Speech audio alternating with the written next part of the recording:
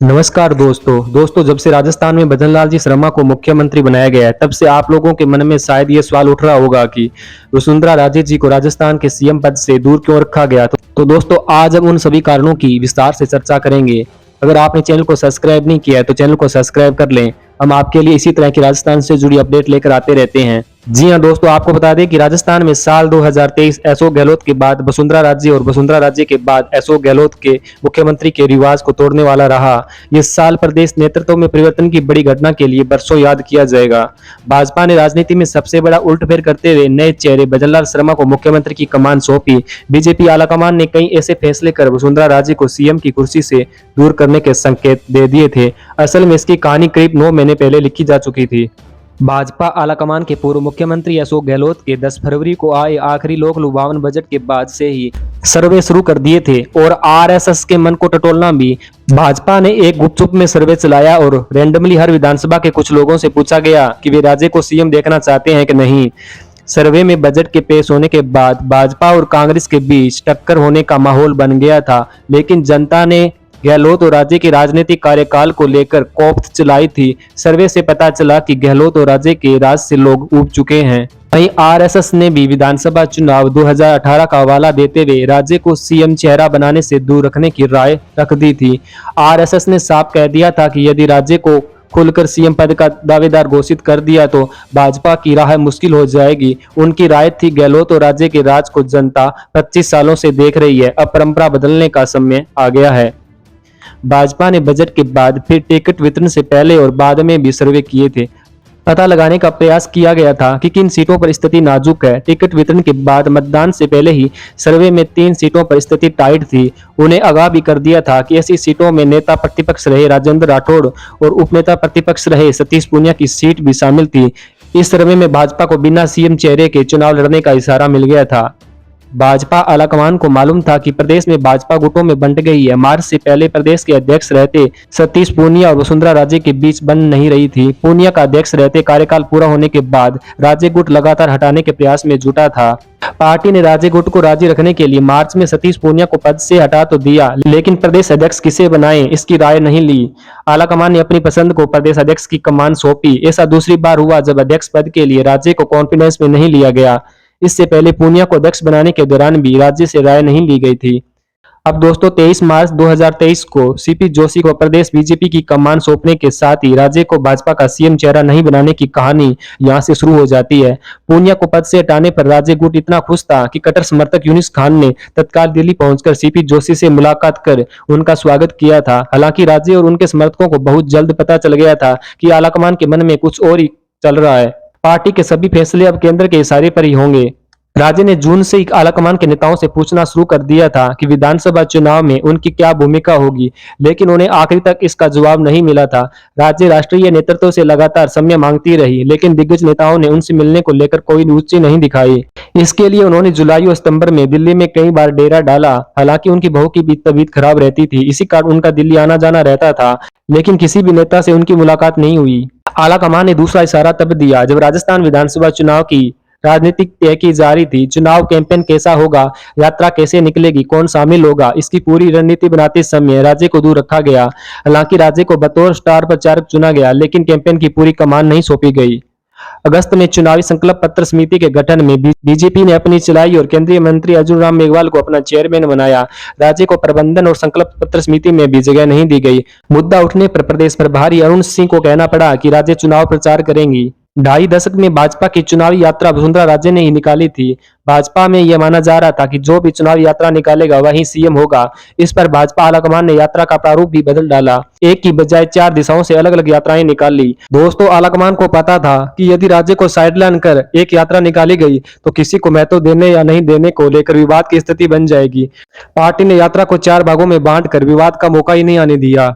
आलाकमान ने तीसरा इशारा देते हुए अपनी रणनीति के तहत राज्य को इन यात्राओं को रोड मैप फाइनल करने से भी दूर रखा। पार्टी आलाकमान ने अपने स्तर पर 4 चुनाव यात्राओं से राजस्थान को कवर करने की योजना बनाई। यात्रा के नेतृत्व और प्रबंध को लेकर जिम्मेदारियां अपने स्तर पर बांट ली। राज्य को यात्रा की शुरुआत से लेकर अंत तक सवाल का जवाब नहीं मिला कि इन चुनावों में उनकी भूमिका क्या रहेगी, क्या उन्हें सीएम फेस प्रोजेक्ट करेंगे। सितंबर में शुरू हुई यात्रा 18 दिन तक चली। राज्य शुरुआत में 3-4 यात्राओं में दिखाई दी, जवाब नहीं मिला तो उन्होंने यात्राओं से दूरी बना ली।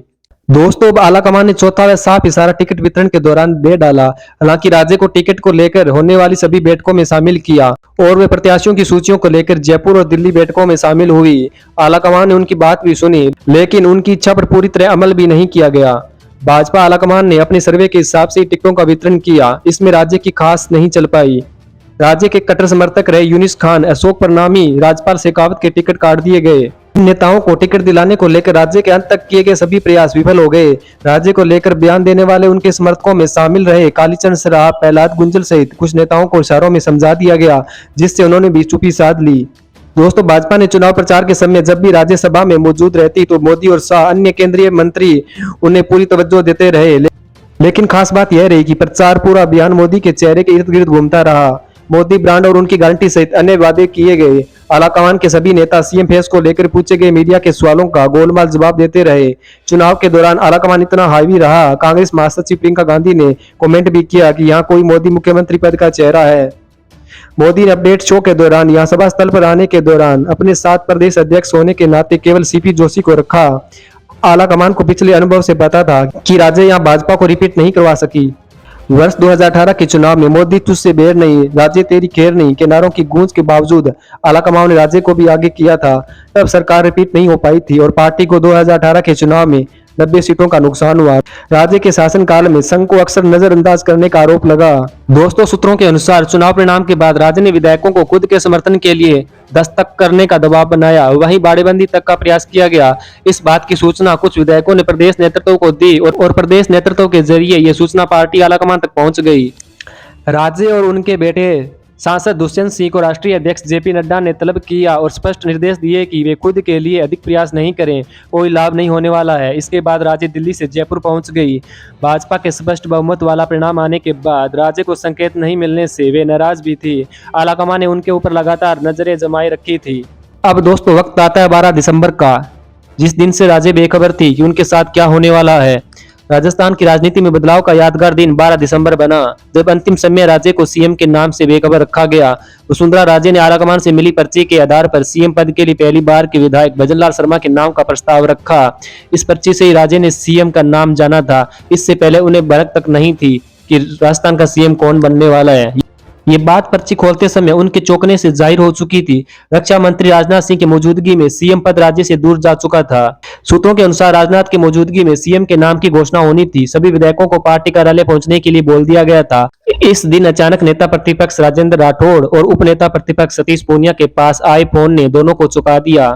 दोनों नेताओं के पास बैठक शुरू होने से पहले राष्ट्रीय अध्यक्ष जेपी नड्डा का फोन गया और उन्हें पार्टी कार्यालय पहुंचने के निर्देश दिए गए। दोनों के मन में सवाल उठा था कि हारे नेताओं को इस बैठक से पहले पहुंचने के निर्देश क्यों दिए गए हैं। हालांकि दोनों नेताओं को बताया गया कि सीएम पद के लिए जब नाम घोषित किया जाए तब कोई विधायक विरोध का स्वर नहीं उठा दें। ऐसे में विधायकों को आलाकमान के आदेश के समर्थन में एकजुट रहने के लिए दोनों नेताओं को बुलाया गया। इस कारण राठौड़ और पूनिया बैठक से पहले पार्टी कार्यालय पहुंचे थे। विधायक दल की बैठक शुरू होने से पहले ही दोनों को बाहर के कमरे में बैठा दिया गया। अंदर हॉल में बैठक शुरू हो गई। अब सीएम के लिए भजनलाल का नाम पुकारा गया तो किसी भी विधायक ने आपत्ति नहीं जताई। ऐसे में राठौड़ और पूनिया की समझाइश की नौबत नहीं आई। तो दोस्तों, ये थी वो वसुंधरा राजे सिंधिया को राजस्थान के सीएम पद से दूर रखने की कहानी। तो दोस्तों, कैसा लगा आपको ये हमारा वीडियो? अगर आपको ये हमारा वीडियो पसंद आया हो तो वीडियो को लाइक करें, शेयर करें और हमारे चैनल को सब्सक्राइब कर दें और बेल आइकन को प्रेस कर लें ताकि आने वाले इसी तरह की वीडियो से आप अपडेट रह सकें। धन्यवाद दोस्तों। जय हिंद, जय भारत। बने रहिए हमारे साथ इसी तरह की न्यूज से अपडेट रहने के लिए। दोस्तों, अपना प्यार और सहयोग इसी तरह बनाए रखिएगा ताकि हम आपके लिए इसी तरह की न्यूज लेकर आते रहें।